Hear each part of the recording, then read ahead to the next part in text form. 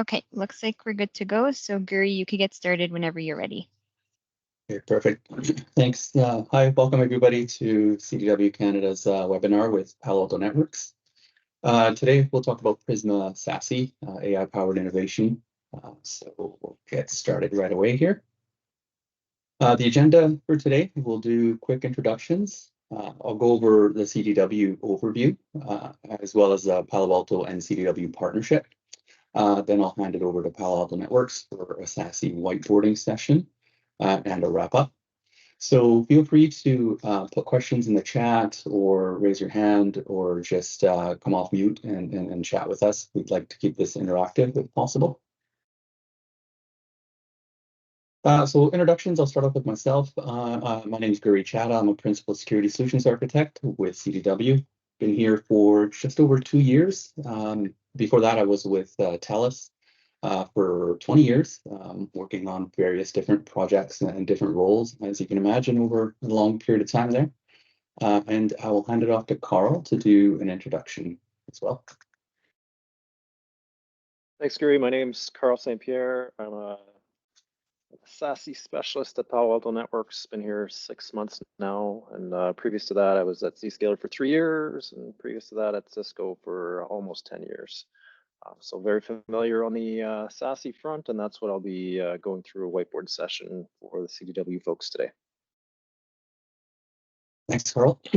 So I'll just chat a little bit about CDW overview in case some of our audience is not familiar with it. There's a lot of information on this slide, but I'll just highlight a few items. We were founded in 1984, where we were in the technology fulfillment space. And then in 2003, CDW purchased a micro warehouse in Canada, and that became the beginning of CDW Canada.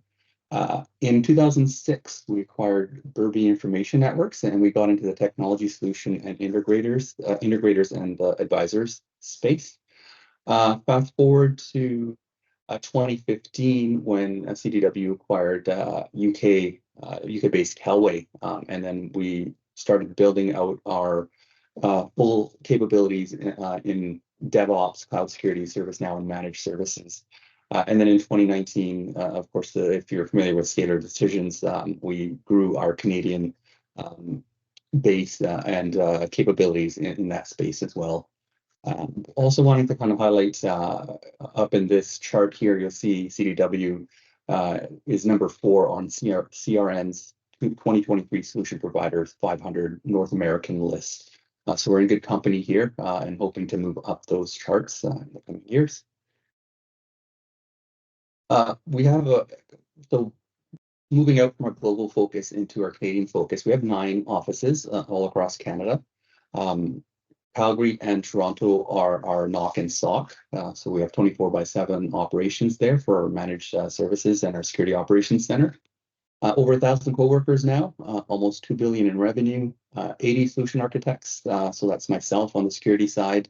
We also have them on cloud, networking, infrastructure, hybrid, and altogether 200 plus services team members.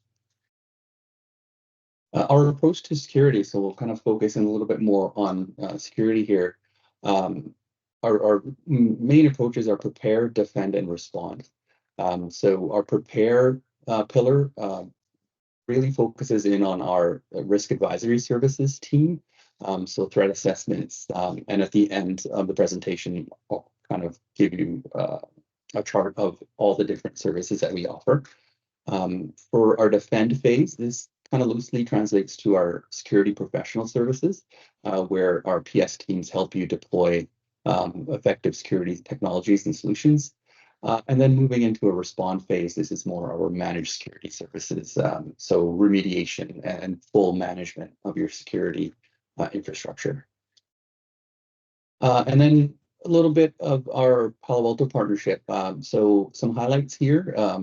We're the #1 Palo Alto Networks partner in Canada, 4 out of the last 5 years. Diamond level partner in Canada as well, and the only authorized training center in Canada for Palo Alto Networks. We have specialized SASE, Prisma Cloud, and Cortex partner as well. And so some of our professional services, of course, we got firewalls, Prisma Access, SD-WAN, SASE, which we're going to talk about today. I mentioned our training partners. We do quarterly classes on Palo Alto networks in the East and the West. So you can reach out to your account executive to see if you would like to get some training on Palo Alto services, as well as CSPA, which is the Prisma Cloud solution, and Cortex XDR, which is the endpoint solution. And quick little blurb here about our managed security services. So we do managed security services on next-gen firewall, SD-WAN, SASE, and Cortex XDR. So at this time, I will stop sharing and hand it off to Carl to do a SASE whiteboarding session. Thanks, Gary. Just gonna start sharing from my iPad. So my intent today is to kind of talk a little bit about what SASE is, how we're approaching the SASE market, and I want to talk about the SASE market in general and the solutions that we see out in the industry, and talk about how Prisma Access is built differently. Prisma Access is the Palo Alto networks version of SASE, and I seem to be having an issue sharing, so let me try that again.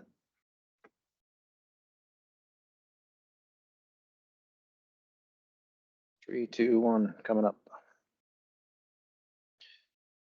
Okay, so just to set the stage, right? This little funny looking diagram is kind of a baseline network diagram that anybody should be familiar with, right? You should be able to look at this and kind of reflect and see your own infrastructure, because it's pretty much how every network's been built over the years. And it's just to highlight really the differences that we're going to see in the SASE-based approach compared to what we built over the years. So from this diagram, right, the key things to hone in on, we've got maybe a headquarters or a main branch office where we have some physical security devices over here, right? Could be Palo Alto network firewalls, they could be Fortinet, Cisco's, whatever. But what we typically see is, you know, some form factor, some hardware form factor over here, and it runs kind of a subset or of security mechanisms, right? And what I call my ideal security stack on the right over here. So could be some secure web gateway, some firewalling, some IPS, right? And as things progress, as new security functionality comes out, SSL decryption is a huge one these days, right? So we're going to talk about that. Maybe we leverage some sandboxing or some browser isolation, right? The key thing is, as new functionality comes out of this ideal security stack, right? When we look at hardware form factors over here, especially when we start talking about SSL decryption, it becomes harder and harder to maintain because we need to refresh, get bigger boxes, right? And roll those out, especially if we're doing the same type of security, physical security based at our branch office locations, right? And throughout COVID, we know that our users went home. Some came back to the office, some are now hybrid workers, right? So it all depends where our users are. So on the left here, I have my remote workers, which in most organizations is a major use case, right? The majority of users are probably remote or hybrid. So we need to be able to secure those users with the exact same security stack. And today, or before SASE, right, it's either we VPN back to these security appliances, because that's where we have our security and that's where we have our visibility, in which case we can guarantee security, but now we've got, you know, poor user experience to these applications, because most of our apps, most companies are all going towards SaaS-based applications, right? And now we're kind of hairpinning traffic to one location and back out to the internet for access to those SaaS applications. So obviously, big applications like Office 365, Microsoft will tell you, you need to go direct to Office 365. That's the only way we'll guarantee performance, right? You can't put anything in front, and you definitely can't backhaul to your headquarters. So now we start doing split tunneling, and we get access to these apps directly, much better performance, but now guess what? All the security and visibility I had down here goes out the window, right? So we need a way to get that back into the picture and ensure a ubiquitous kind of security experience across the board. And that's what SASE will give us. Other things to hone in on this diagram, right? I've got some probes, because when I owned this network, this MPLS network, for example, right, I could probe the network and figure out what's my latency, what's my packet drops, right? And then try to determine from that how my users are experiencing their applications. But now that my users are going direct, right, we need a different way to manage and monitor that user experience to make sure that our systems, our users are experiencing their applications properly. And the last piece here, cloud adoption from a IaaS provider, right? Whether we're in AWS, in Azure, in GCP, right? Traditionally, again, we've accessed those apps via whether we do express routes, direct connects, or intercloud VPN connections, right? We have simpler methods to provide access to those environments, and we're going to talk about how SASE can bring that back into the picture as well. Okay, so that's kind of like the baseline where we are today, where most organizations that haven't made the turn to SASE are. Before I turn the page, I'm going to start talking about what we see in the industry from a SASE perspective, and I'll kind of give the history on how SASE started out and the big players, and then we'll talk about how Prisma Access evolved over time and what really our differentiators are in that space. So this one is what I call the SSE vendor promise. Okay, so if you followed anything on the SASE space, right? Most vendors come from either a secure web gateway perspective, where they had a cloud-based secure web gateway, and they've evolved that into a kind of full SASE-based offering. Some other vendors had a CASB first type of offering, where they were really good at doing cloud access security broker, right? Application control, data protection, and they've kind of evolved into a full SASE play as well. And if you looked at the SASE market 3 or 4 years ago, and I spent the last 3 years at Zscaler, Palo Alto was nowhere on the map at that time, really, in terms of market share for SASE, right? But things have changed dramatically over that time frame. So this is what I call the SSE vendor promise. And basically everything you'll hear in the market, they'll paint this pretty picture, and they'll say, I've got my zero trust cloud over here, my cloud exchange, my security service edge, whatever you want to call it. And they'll tell you, guess what? Any flow, any traffic, any location, right? We can handle it for you. And it's going to look as simple as this, right? You're going to have your remote users. Well, guess what? I can deploy an agent on this remote user, and I can forward, all you have to do is forward traffic to my cloud. We'll secure it. We'll send it off to its destination, whether it's SaaS, whether it's internet, whether it's IaaS, right? It'll be very simple, single security cloud, whether you have remote locations as well, like headless devices, servers, IoT, right? You can pipe that traffic over to us, and we'll secure it, and we'll send it on its way. If you have guests or third parties or BYOD devices as well, right? We can get in front of that traffic and again, apply the same security policies and broker that connectivity to wherever it needs to go. So they're kind of painting this easy shift, right? Singular cloud, very easy to do, completely as an overlay mechanism, so it doesn't have to interact with your existing network, right? I'm going to pivot to what we typically see, right? So at Palo for 6 months now, because I was at Zscaler for 3 years, I've been involved with many customers that have adopted other SSE solutions over the years, and they've grown with those solutions. And I don't want to put out a negative message, obviously. Like the security service edge platform itself works very well. There's a reason they've been successful in the market, right? The issues or the pain points come in when you try to do access to private applications as well, whether they're in the data centers, in AWS, in Azure, right? And you try to manage and maintain those environments. because this security cloud here is actually kind of split in half. Okay, and over here on the left, I'm going to have my internet security. And over here, I'm going to have my private access, if I can spell that right.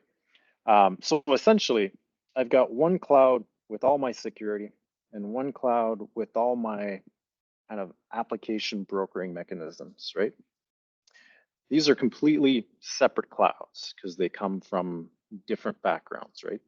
So all my security is in here, which means that if my users go towards the internet, right, they're going to come into this cloud, they're going to egress and have security applied, and CASB and DLP and everything works great. Now I want to have access to my private applications. So now I have to make a connection into this cloud. And if I'm going to my private data center, for example, right, I'll get access to my private application over here. But this cloud has no security whatsoever because it's not meant for that, right? It was meant just as a fast application brokering connectivity. So it's literally like recreating layer 4 access lists. No inspection, right? Different policies for this cloud, different policies for this cloud, different logging, right? So now we're sending logs one way and we're sending logs somewhere else, different logging criteria on both counts, different SAML integrations, right? So you start kind of seeing the picture that as an overlay technology, I'm not just deploying one unified SASE approach, I'm deploying one security and one kind of application brokering. And then if I want to try to add security, I need to manually configure flows from, flows from here to go to here to get security and then send them back into my private access just so I can enable things like sandboxing on private applications, right? So it's the onus is on the customer to do this and maintain these flows just because of the way the architectures have been built up, because they were meant to do two completely distinct things. So this is kind of the end picture that you end up with, right? You have the one cloud that does your internet security, your CASB. You have your ZTNA cloud, as they'll call it. And then they'll tell you all you have to do is spin up these tiny VMs to do private application brokering, right? And I'm speaking to customers on this side that are telling me, Carl, I'm having massive VM sprawl issues, right? I've got applications in different VPCs in Azure, in Azure, in AWS. I've got some on-prem locations, right? I've got some branch offices that I need to access environments in. I need VMs everywhere. It's costing me a fortune in VMs. I need hardware to run those VMs as well. So that's another kind of downside to that ecosystem because they're really forcing a singular approach onto customers. There's no real flexibility, right? It's either you adopt the solution as we're providing it to you and you make it fit your business processes, or you don't, right? So we're going to talk now about how Prisma Access is built differently, okay? So first things first, I've got my internet here and I've got my Prisma Access cloud. So the number one difference with Prisma Access, how we built it, is that this cloud here, this is a dedicated environment to our customers, okay? Other vendors in this space have built their own POPs, right? So they take white box servers, they ship them into colos across the globe, they heavily peer those colos, and then that's how they deliver their cloud. So they maintain their own cloud by shipping hardware to those environments. So picture a bunch of boxes and they make these giant clusters, and then customers, right? It's a shared cloud. So customers forward traffic to that. So this could be like RBC, this could be Starbucks, right? And there can be thousands of customers coming into these multi-tenant environments. And then on the other end, everybody comes out with the same IP ranges, right? So a /23 IP range, which makes it very, very difficult to whitelist any SaaS applications from an IP perspective, right? Because no SaaS application is going to want to whitelist a massive IP address range that the competitors provide you.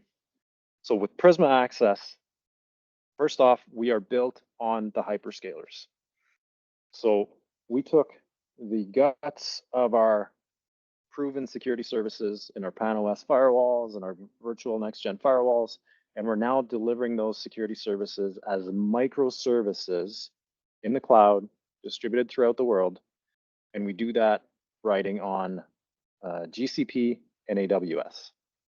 Okay, so when you buy the service and you spin the service up, if you, for example, if you're in Toronto, or you want to spin the service up in Toronto or in Montreal or out west, right? You decide to light up these locations, and this location is entirely dedicated to you. So all the microservices that exist in your tenant in Toronto are dedicated to you. That means dedicated compute capacity, dedicated bandwidth, right? So you don't run into issues like noisy neighbor issues where, you know, if I'm RBC here and I'm Starbucks, right? In the other system, if Starbucks has some employees that are sending out spam or are doing some bad behavior online, right? It's affecting the IP ranges of the entire customer base because it's a multi-tenant infrastructure. So that means some IPs could be blacklisted, they could go down, right? Or if they're forwarding traffic improperly, it could affect customer A, customer B, right? With Prisma Access, it's dedicated to you. There's no noisy neighbor issues, there's no brownout issues. It's the same thing. If you need to scale that environment, it auto scales for you. We just add more capacity in those microservices and we scale along with you, right? So if on day one you have 1,000 users show up and then at noon you have 2,000 users, we'll automatically spin the services up to keep up with your consumption. And at the end of the day, right, when consumption goes down, we can scale back down. So that's one of the major differentiators. The other thing is our SLAs, right?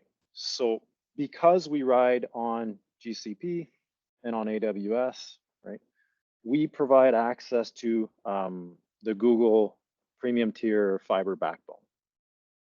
So that means that instead of writing on the internet, like every other service out there, right, instead of just going on the raw internet, we will onboard you into the GCP backbone as fast as possible. And you can route across the GCP backbone into your applications, right? With the premium tier fiber, with dedicated SLAs, QoS enabled, multiple path redundancy, without having to leverage the raw internet. So for things like, you know, for worldwide use cases where if I've got a user in India accessing an app in Toronto, right? Other solutions, you'll just ride the raw internet. With us, you can configure it by default. It goes into closest location into Prisma Access, and you're riding the GCP fiber backbone. So in terms of SLAs, all the security processing that happens in Prisma Access, 10 milliseconds latency in terms of security processing. And we're also able to provide SLAs specifically for SaaS app access. So when you run your traffic through Prisma Access for Office 365, for Salesforce, Slack, I forget the other ones, there's two more. We can guarantee SaaS performance through the system, right? So that's a big plus because you know, most customers will choose to bypass Microsoft traffic from other solutions, right? We'll tell you like, no, run it across Prisma Access. We've got dedicated SLAs. You can choose to do whatever you want with the security or the SSL decryption. You control that, but by all means, send your traffic through our environment. And by the way, if there's any questions, either pop them into the chat or come off mute at any point. Okay, so that's a little bit about the way Prisma Access is built, right? And it's important to remember that Prisma Access is just another mechanism for Palo Alto to deliver our security services, right? So whether you're doing on-prem hardware firewalls or virtual next-gen firewalls in the cloud, or SASE. SASE is just another way to deliver those security mechanisms. And we have a single cloud management dashboard, right? Our management plane up here. SCM is Strata Cloud Manager. And that's a cloud-based management dashboard that can manage not only the SASE environment, the Prisma Access environment, it can manage your hardware firewalls on-prem and your virtual next-gen firewalls in the cloud, all from one central location, one single policy, right? One single location to get your loggings, to get your threat data, your user experience data, all from one single location. So essentially what we've done with SASE is we've taken our existing security stack and now we're delivering that as a service from the cloud, right? We've migrated those security services to the cloud and we're delivering those services there. Big difference with our service is it's not an all or nothing approach, right? We won't go to you and tell you like, well, you must forward all your traffic to our SASE cloud because that's where our security happens. But yes, in the SASE use case, that's where our security happens. But there's very good viable use cases where you have branch offices or headquarters that you have east-west traffic at these locations that still needs to be inspected, right? And then maybe it makes sense to have an on-prem firewall, right? Or maybe it makes sense to have a virtual next-gen firewall in our VPCs up here to be able to do east-west traffic inspection, right? So it's an ecosystem. It's not an all or nothing approach where you have to send everything through your cloud provider in all circumstances. Okay, so I've got my cloud, I've got my native SAML integrations, right? We can integrate via SAML with any identity provider. I've got Okta, I've got Azure AD represented here, right? And then all my logging goes to one central location, which is our Cortex data lake, right? So single data log. We're not logging two different clouds, two different environments. Everything goes to the data lake. All the logs look the same. You can size this accordingly if you want to maintain like 3 months of logs, 6 months of logs, whatever you want to do with it. And if you want to export that to a third-party SIM, a syslog, or whatever you want, right? It's very flexible from that perspective. You can offload those logs. You can send them to Microsoft Defender for cloud apps, right? Sentinel, Splunk, we've got integrated playbooks with all those systems as well. And then we can take responses back via API or other mechanisms as well. But from a Microsoft perspective, right, or if a lot of customers have E5 licenses and they tell me, I'm using Defender for cloud apps, I've been using that for years and I'm comfortable with it. Okay, well, we can just take those logs, send it to MCAS, as it used to be called, and now we'll supplement the visibility that Microsoft has. You can take your sanctioned, unsanctioned application decisions from that perspective as well, and then send that back to Prisma Access for kind of global policy enforcement, right? So it just allows you to keep leveraging that tool for as long as you want, or you can bring that functionality natively within Prisma Access as well. So hey, Carl, I've got a question in the chat. Do end users still need to use Global Protect client to access on-prem apps, or can they establish a private trusted tunnel between Palo firewalls and Prisma Access? So that's a good question. So it depends on the scenario, right? Like from a remote user perspective, we're going to talk about that. But yeah, our agent that we're leveraging is Global Protect. We'll also talk about enterprise browser and how that comes into the picture. But for all intents and purposes, like from a remote user, we're going to want to create a connection into Prisma Access. From a site perspective, we can tie that site in directly into Prisma Access without having the requirement of users running Global Protect.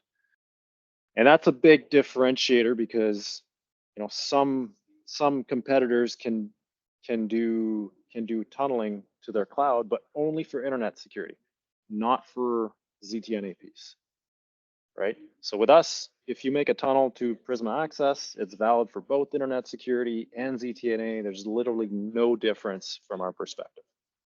I'll come back to that as well. Hopefully that answered the question. Okay, so we talked about our Strata Cloud Manager, which is kind of like the next gen, thank you, the next gen management platform, right? And it can manage your cloud firewalls, your on-prem firewalls. It can manage Prisma Access itself as well. For customers, existing customers that are managing their Palo Alto firewalls with Panorama, right? You can keep managing with Panorama, and you can manage Prisma Access with Panorama as well. So kind of both flavors. For anything new, I usually point them towards Strata Cloud Manager because that's where all the next gen functionality will lay. Okay.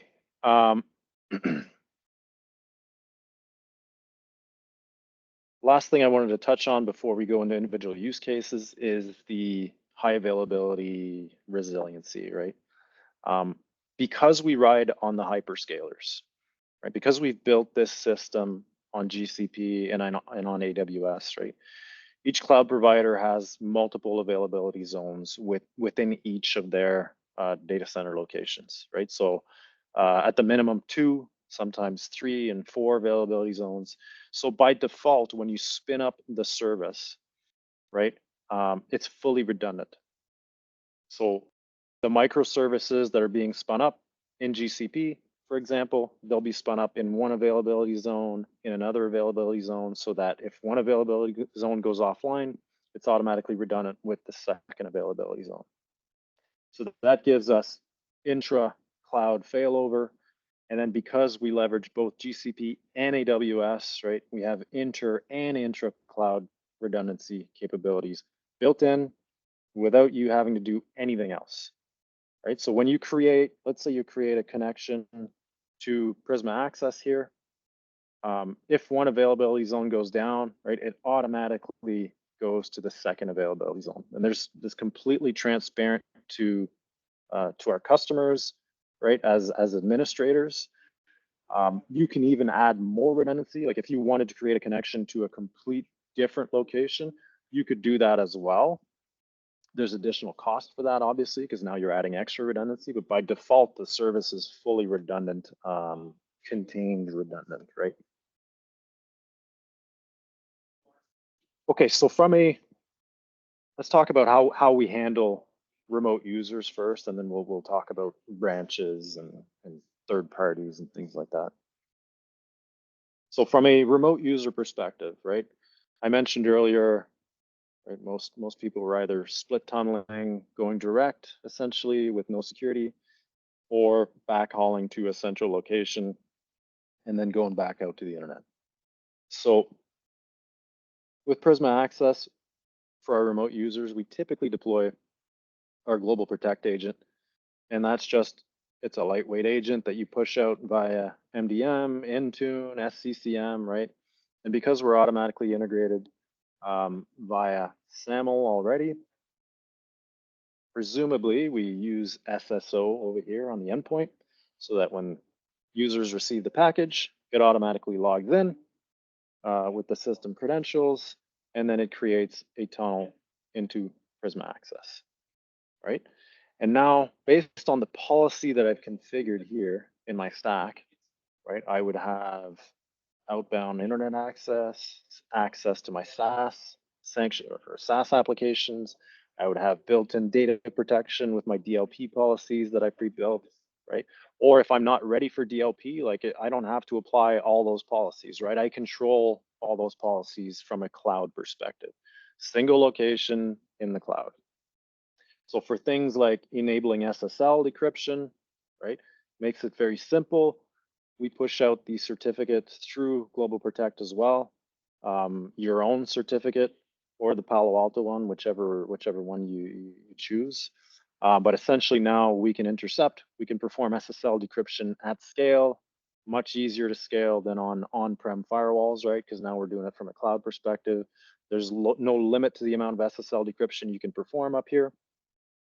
And essentially you're in control of that, right? And we have some built-in kind of recommended policies for you, specifically for things like Office 365, right? We have a rule that says, do not decrypt Office 365 as per Microsoft's recommended best practices. You choose to enable that or not. If you want to decrypt Office 365, you absolutely can do it across the platform, right? So if you want to do like DLP on Teams chat traffic, you could do that. You just need to enable SSL decryption. So that becomes kind of a customer by customer decision. Okay, so now we've got our remote users, right? And essentially Global Protect will connect into not just the closest cloud location, but the best performing cloud location, right? So if I'm usually at home in Ottawa and Montreal is closer, but if Toronto is a better path for me based on my ISP that I'm connecting from at home, it's going to connect into Toronto because that's where it gives me the best performance, right? It's not just going to go to the closest location, because sometimes what we find is the closest location based on which ISP I'm using could route through a longer path that is less performant than going through, a data center that's a little bit further away. So it's always performance based. But now I'm roaming. So if I travel and I go over to Europe, right, I connect into the closest, best performing data center in Europe, and I have that single security stack that follows me around kind of like a backpack, right? So ubiquitous security policy, no matter where I am at that point. So that's from an agent perspective, right? When we walk into a site, multiple things can happen at the site, right? If I've got a security appliance at the site, right? I can choose to, if I've got a Palo Alto ELA and I've just bought that, I can keep using those security services. Again, keeping in mind, security services are ubiquitous across any platform, right? So maybe I've got a site that I'm not going to leverage SASE, I'm just going to leverage the on-prem firewall, and that's fine. And I can do direct internet access like that and manage it via Strata Cloud Manager, essentially. Or I want to be able to move to just like a layer 3 device, right? An SD-WAN, a lightweight SD-WAN device. But essentially, we can take what we call a remote network connection from any IPsec capable device at that location. Okay, and that will connect this site into Prisma Access. From an outbound internet access perspective, like users going out to the internet or users going to private apps. So now I've connected the site into Prisma Access, and I can configure Global Protect to say, okay, well, if I come into this site here, I'm going to recognize that I'm on a corporate site, and I'm just going to disable Global Protect for now, because I'm going to ride this network connection over to Prisma, right? So it's compatible with any third-party SD-WAN, literally any device that can make an IPsec tunnel. We can take a connection from them and redirect that traffic to Prisma Access. If it's a Palo Alto SD-WAN device, there's some added benefits, right? We can collect user experience metrics directly from the SD-WAN device as well. And we'll talk about user experience monitoring. But that's a big benefit from that SD-WAN perspective, because now we now have health metrics directly from the site location and from the individual users as well.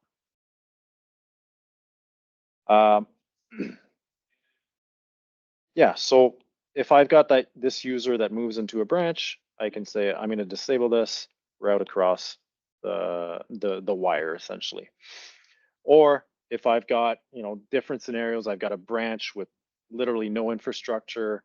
I just want them to be able to connect wherever they are. It's just basic Wi-Fi. Well, then guess what? The scenario is just like their remote user. They walk into a branch that has guest Wi-Fi. They can just keep leveraging Global Protect as their forwarding mechanism. At that point, it just depends on how much redundancy, resiliency you need in your access to your corporate environment, right? Obviously, if it's just a coffee shop model, you're not going to have SD-WAN.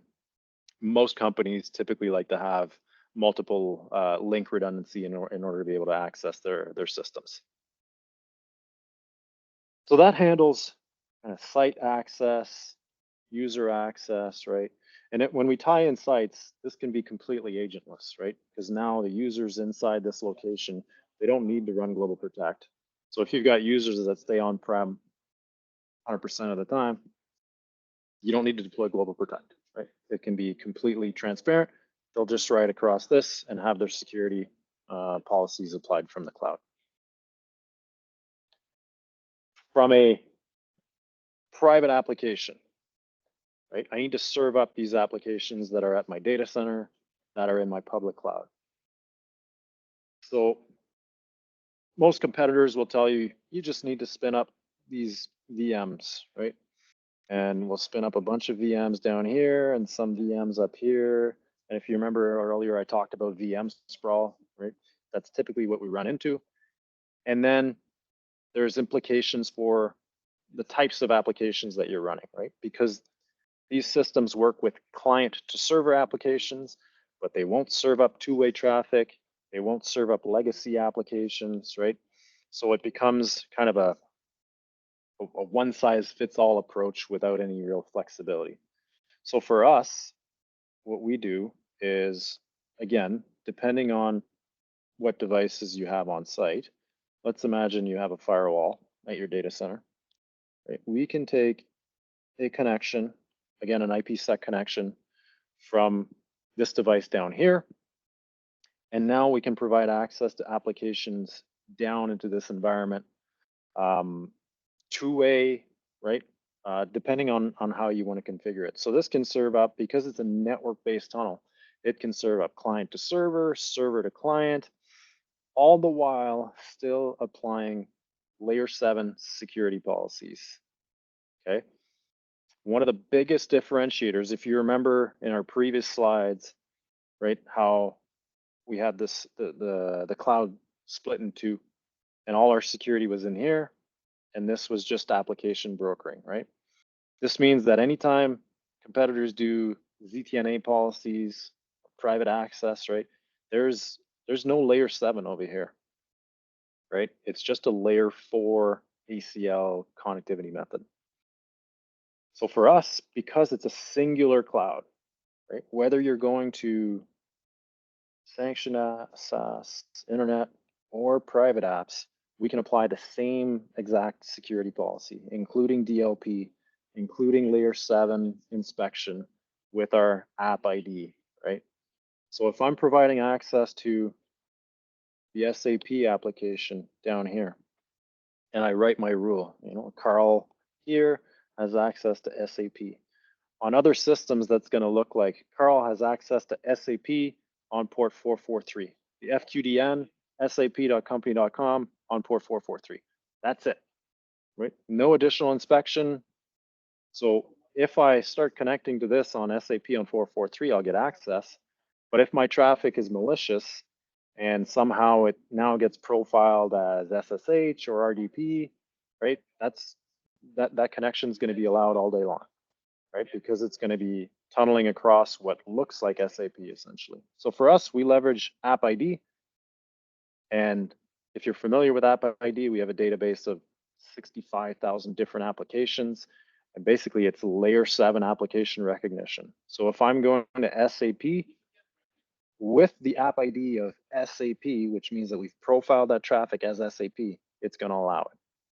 But if I'm going to the same FQDN, but on a different type of application that is no longer SAP, right, that connection gets shut down right away. So that's what we mean by continuous layer 7 inspection, no matter the use case, right? So that's a big differentiator for us, because essentially nobody else in the industry has that same level of security. And then from a flexibility perspective, right, this here is a network-based tunnel.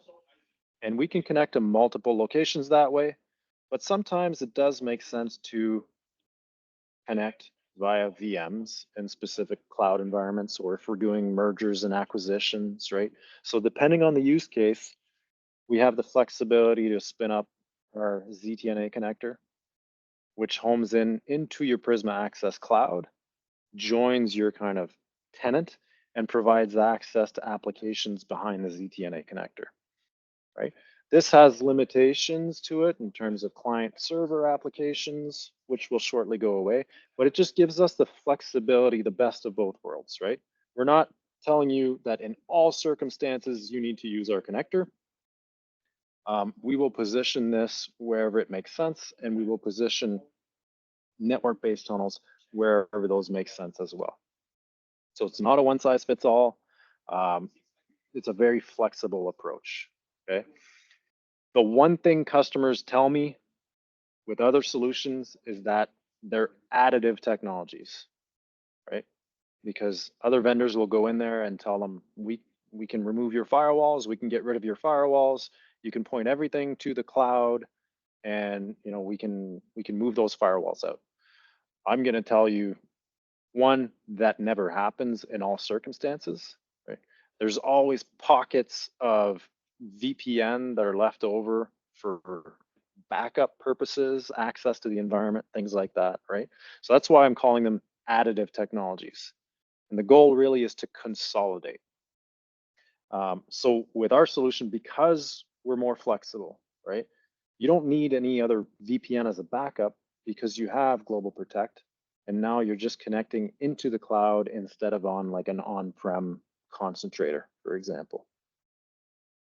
You don't need to run different technologies because the ZTNA connector only supports client to server, because we can do network-based tunnels as well in order to support your two-way communication, right?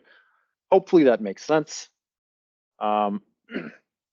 So really, at the end of the day, it becomes any network, because we can do network-based connectivity, any application with layer 7 inspection, right? Any flow. It's a very, very flexible platform. And the last piece here is like agent versus agentless, right? We talked about agent over here. We talked about agentless. From a third-party contractor, guest access, BYOD, whatever we want to call it, right? If we have this user over here on the left trying to access my corporate Office 365 environment, right? Today, if they're going direct, if I don't want to allow that, I can potentially do a reverse proxy with some other technologies out there. Reverse proxies are prone to breaking every time you upgrade the application, because it does URL rewrites. It's not a great user experience, and that's kind of a known thing. With our enterprise browser approach, so we bought enterprise browser from Talon 4 months ago now, 3 or 4 months ago, that we are integrating directly into Prisma Access at a very, very fast pace. Right, so now from this perspective, we can say, okay, anybody with a personal device coming into my Office 365 tenant, I'm going to block that connection, because I'm going to pin it to my Prisma Access tenant via IP, which, if you remember from our earlier on in the conversation, very easy to do with Prisma Access because you've got dedicated IPs. So now it's pinned to Prisma Access. And when I try to access Office 365 from my personal device, it's going to say, no, you must download your company's enterprise browser, right? So if I'm from Starbucks, it's going to tell me, you must download the Starbucks enterprise browser. And because enterprise browsers don't require admin privileges, very simple to install, or I can just enable a Chrome extension on the browser. And that is my hook into Prisma Access, right? Without having to load a VPN agent and interop with anything else, right? Literally a contained browser. It's got all my applications that I can click on. It's got a full Prisma Access security stack in front of it. And now I have access to my corporate applications, my private applications, right? Or internet through Prisma Access. and I have full control over that endpoint. So I can do last mile DLP, right? So if I'm accessing things like Salesforce and I've got some DLP or PCI data that I wanna mask out, I can mask it right in the browser, right? I can blur it out. I can prevent them from taking screenshots. I can do session recording, things like in the future session recording. And I can prevent threats directly from the browser. So it's kind of like that contained workspace on the user's device without ever bringing them into your environment. Again, all managed, single dashboard perspective. Okay, as we have a few minutes left, I'm just going to go into kind of the user experience piece, right? So when we deploy Global Protect, we also start monitoring endpoint information. So disk space, CPU, memory utilization. We'll monitor hop by hop from your home, from your office location, the network path that the traffic takes into Prisma Access, through Prisma Access, and into any and all applications that you're monitoring. Okay, so that gives me, so we're constantly polling that environment. So if one of your main applications is ServiceNow, for example, we'd configure ServiceNow as a monitored application. And now if you have 5,000 users accessing ServiceNow, right, we'd start probing from the individual devices. So we constantly probe, and that gives us a score metric for those users. So you always get the call, the help desk call that says, you know, like ServiceNow isn't working, or I'm having a bad Microsoft Teams call today, right? Okay, well, as a service desk person, I need to be able to determine, is it an application issue? Is it a global issue for all my users, or is it that specific user that's having an issue, right? And today, the tools to be able to do that, probably looking at multiple tools, right? Maybe some, we talked about some network probes earlier, right? And those kind of go out the window when you're leveraging SaaS-based technologies. So now with the probing that we're doing, since we're monitoring device, right, we can monitor Wi-Fi signal, RSSI, right, transmit, receive, the latency hop by hop from my ISP from Rogers into my interconnect at Zayo until the point I reach Google Cloud through Prisma Access and beyond, right? And now I can give you the full path visualization of this user going into ServiceNow. So I can tell you right away, okay, it wasn't the device. The device was functioning fine. The CPU was good, memory was good, Wi-Fi was good. The path to Prisma Access was very good. But ServiceNow itself took, 2 seconds to respond with the first packet kind of thing.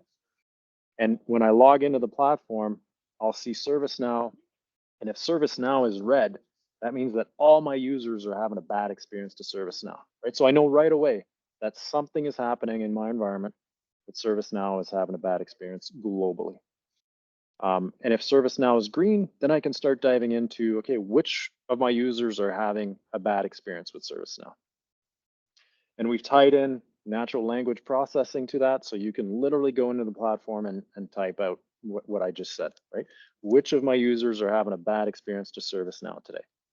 And it'll pop out these 5, 10 users are having user experience issues to ServiceNow. And this is why we think so, right? Could be ISP related, could be device related, or it could even be processing within Prisma Access, for example. But the key thing to remember is that it takes your troubleshooting time from 10 steps or whatever to 2 or 3 clicks. In a couple of minutes, you've got a determination of what exactly is happening in your environment. I'm going to end on that, give Guri a couple of minutes back to wrap up. Hopefully it was valuable. If there's any questions, happy to entertain. Thanks, Carl. Yeah, if anybody's got questions, feel free to come off mute or paste them in the chat. Just get back to what I was presenting here. Pretty much finished. I just wanted a couple of slides to kind of end off here. The first one here is our IDC CDW security study, which we run every year. The latest one you can download from the link here, and I'll paste it in the chat so you can go directly there. Basically, the top findings are listed here, but really we're looking at from 2023, and it's Canadian focused, across Canada only for small and medium businesses. So it's a good cross section of customers. But we're noticing an increase in infection rates, the downtime for businesses, average of 18 days due to DOS attacks, underutilization of threat detection. So I think Carl talked a little bit about zero trust and ZTNA, and so we're seeing, and talks exactly to the point where you mentioned, where some partners will just give free access to it, where you really want to go in and take a look at the threats in there as well, right? So it gets complicated, so you'll need partners such as CDW and Palo Alto networks to help you navigate through that complexity and help you build a robust solution that can get through. It's cat and mouse game with cybersecurity threat actors out there. So download the study and take a look. And if you have any questions, definitely reach out to your account executive. And then leave you with this slide here. It's an overview of our security portfolio at CDW, everything from products, PS, RAS, and our managed services. So with that, thank you everybody for joining. Thanks for taking time out of your day.